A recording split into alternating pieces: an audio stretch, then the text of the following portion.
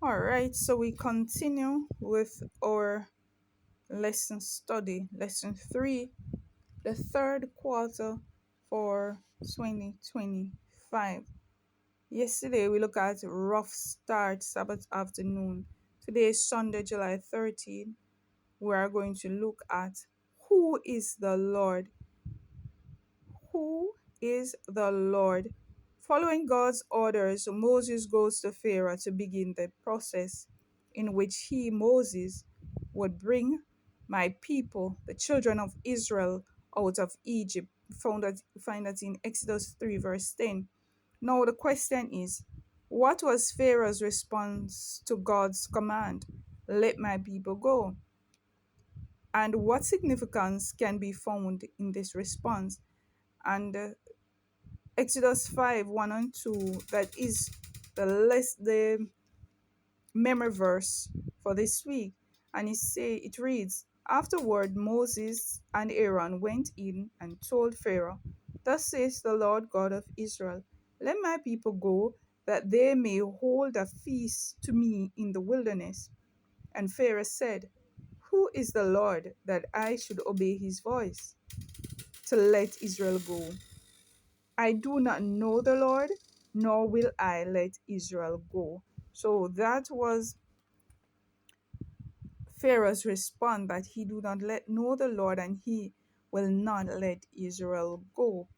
The reading continues. Pharaoh was very rebellious in heart, and he stands in opposition to God, and we know that it is coming straight from the enemy.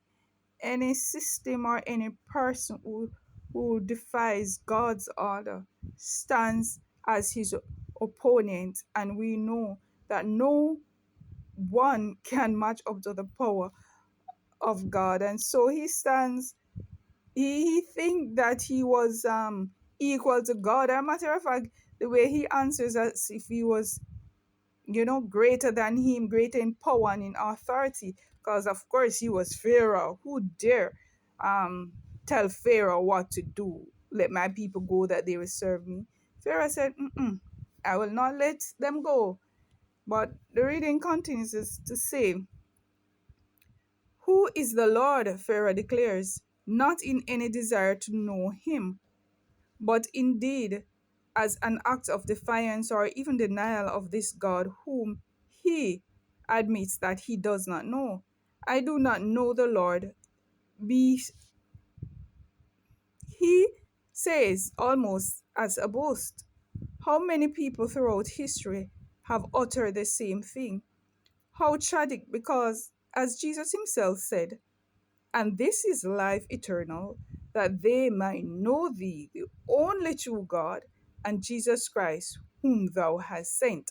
John 17 and verse 3. Egypt, with the Pharaoh's king, is symbolic of a power that denies God's presence and authority. It is an entity that stands in opposition to God, his word, and his people.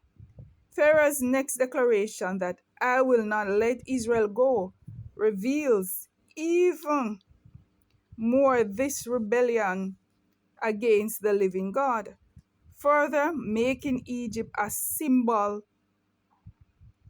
not only for the denial of God, but for a system that fights against him.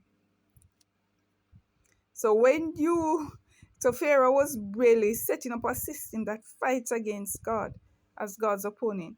No wonder many saw this same attitude millennia later in the French Revolution, and we see also in Isaiah 31 to 3, Revelation 8:11-8.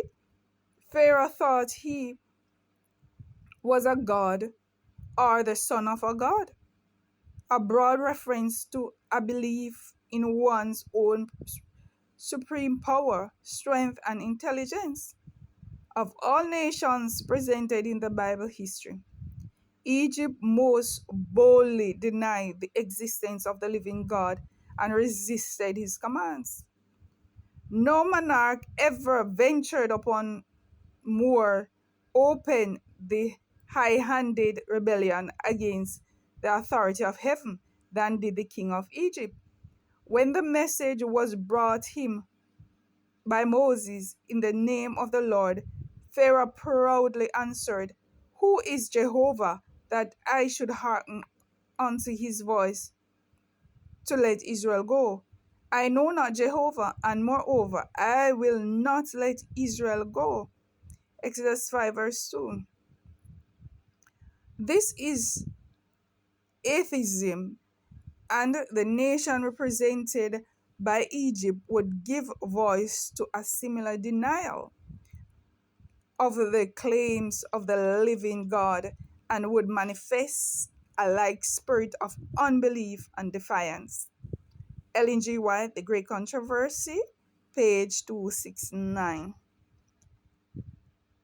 If someone asks, "Do you know the Lord?" how would you respond? If yes, what would you say he is like and why? And that there is a personal question. If someone were to ask you, "Do you know the Lord?" how would you respond? And if your response is yes, ask yourself the question, what would you say God is like, and why would you say that he's like that?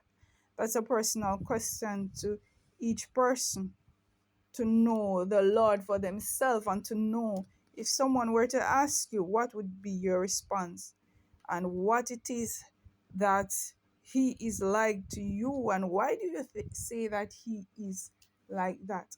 Now, have a blessed day as we'll continue tomorrow's lesson.